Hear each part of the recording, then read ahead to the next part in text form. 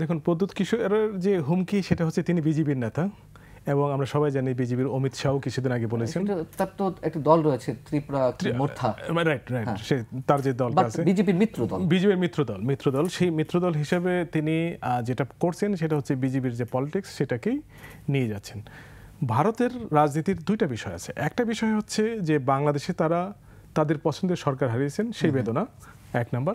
দুই নম্বর বিষয়টা হচ্ছে যে ভারতের যে অভ্যন্তরীণ সংকট আছে, সরকার যে বর্তমান বিজেপি এবং বিজেপির যে মিত্র সরকার তাদের যে অভ্যন্তরীণ সংকট আছে সেটাকে কাটিয়ে ওঠার জন্য সবসময় বাংলাদেশের উপরে দোষারোপ করে বাংলাদেশ এজেন্ডাটাকে সবসময় হাইলাইট করে তাদের অভ্যন্তরীণ সংকটগুলোকে আড়াল করার এক ধরনের চেষ্টা করা হয়। এটা হলো ইন্টারনাল পলিটিক্স দিয়ে মানে এক্সটার্নাল পলিটিক্স দিয়ে ইন্টারনাল পলিটিক্যাল ক্রাইসিসকে মিটিগেট করার চেষ্টা যেটাকে আমরা বলি সেটা করা হয়।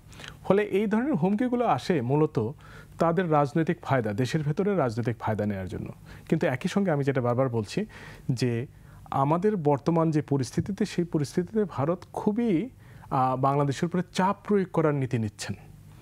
চাপ প্রয়োগ করার নীতিটা হচ্ছে কি, আমি আরেকটা বলি উদাহরণ, সেটা হচ্ছে ডক্টর মোহাম্মদ ইউনূস যেদিন বললেন যে সেভেন সিস্টার্সের একটা কথা ওনার বক্তৃতার মধ্যে একটা সাক্ষাৎকারে যেদিন বললেন 250টিরও বেশি ডিজাইন অপশন নিয়ে ওয়ালটন স্মার্ট ফ্রিজ, বোঝে আপনার প্রয়োজন।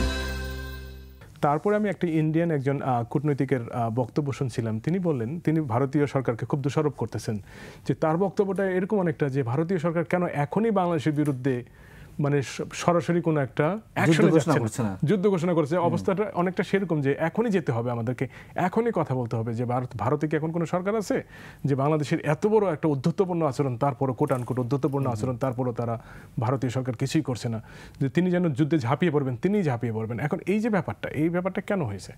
এই ব্যাপারটা হচ্ছে বাংলাদেশের উপরে চাপ তৈরি করা। বাংলাদেশে তারা চায় যে বাংলাদেশ সবসময়, ভারত চায় বাংলাদেশ সবসময় ভারতের উপরে প্রচণ্ড রকমের নির্ভরশীল থাকবে, লয়াল থাকবে, অনুগত থাকবে।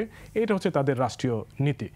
ভারতের রাষ্ট্রীয় নীতির একটা সমস্যা যেটা হচ্ছে, তারা সবসময় মনে করে যে তারা এই আঞ্চলিক ক্ষেত্রে, এই অঞ্চলে খুব বড় শক্তিশালী রাষ্ট্র এবং বাকিরা সবাই তার উপরে খুবই জি হুজুর ধরনের থাকবে এবং তারা যা কিছু তাই করবে। পৃথিবীর যে কোনো দেশে আপনি যদি দেখেন, যে কোনো অঞ্চলে যখন একটি রাষ্ট্রে, একটি অঞ্চলে যখন বৃহৎ কোনো শক্তি থাকে, তারা পারস্পরিক আদান প্রদানের মধ্য দিয়ে দ্বিপাক্ষিক সম্পর্ক ডেভেলপ করে। ভারতই হচ্ছে এই অঞ্চলে, আমি একটু আগে যেটা বললাম যে ব্যতিক্রম, যে ভারত হচ্ছে ভয়ভীতি দেখে, চাপ দিয়ে অথবা অন্য কোনোভাবে তারা সম্পর্ক তৈরি করার চেষ্টা করে, যে কারণে যে ষড়যন্ত্রটাকে একেবারেই উড়িয়ে দেওয়ার কোনো সুযোগ নাই। আমি মনে করি যে এখন, যে কারণে আমি বলছি যে বাংলাদেশের উচিত হবে ব্যাপারটাকে অনেক বেশি বিবেচনায় রাখা, গুরুত্ব সহকারে দেখা বিষয়টাকে। এবং প্রদ্যুৎ কিশোর তো সরাসরি বলেই ফেলেছে যে বাংলাদেশের সঙ্গে আমাদের বন্ধুত্ব ছিল, এখন শেখ হাসিনা সরকার নিয়ে শেখ হাসিনা আমাদের আস্থাভাজন ছিলেন, এই পরিবর্তিত অবস্থায় এই ঘটনাগুলো ঘটছে। আর কিছু বাকি থাকে এখান থেকে বুঝতে? না, এটা বাকি থাকে না। এটা ব্যাপারটা দেখুন খুবই ইন্টারেস্টিং যে ভারতের নীতি নির্ধারক পর্যায়ের গুরুত্বপূর্ণ সব ব্যক্তিরা বলছেন যে ব্যক্তির সঙ্গে তাদের সম্পর্ক ছিল।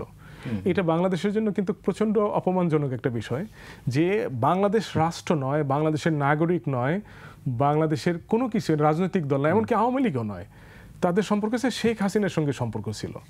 এমনকি আওয়ামী লীগকেও তারা ওন করতে চাচ্ছে না, শুধুমাত্র ব্যক্তিকে কেন্দ্র করে, শেখ হাসিনাকে কেন্দ্র করে পারস্পরিক সম্পর্কটাকে দেখার চেষ্টা করা হচ্ছে। এটা হচ্ছে কি, এটা হচ্ছে একটা ভয়ঙ্কর ব্যাপার। দুইটি রাষ্ট্রের মধ্যে সম্পর্ক হয় না। আজকালকার যে জিনিসটা আছে, আগে ছিল শুধুমাত্র রাষ্ট্র থেকে রাষ্ট্র, অর্থাৎ স্টেট টু স্টেট রিলেশনশিপটাকে একটা সময় আমরা খুব গুরুত্বপূর্ণ বিবেচনা করতাম।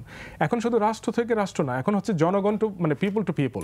জনগণ, এই দেশের জনগণ, ভারতীয় জনগণ এবং বাংলাদেশের জনগণের মধ্যে দ্বিপাক্ষিক সম্পর্ক তৈরি হবে, রাজনৈতিক দলের মধ্যে সম্পর্ক তৈরি হবে, রাষ্ট্রের সঙ্গে রাষ্ট্রের সম্পর্ক তৈরি হবে, একজন আরেকজনের পরিপূরক হিসেবে কাজ করবে। রাষ্ট্রের মধ্যে যদি ভুল বোঝাবুঝি হয়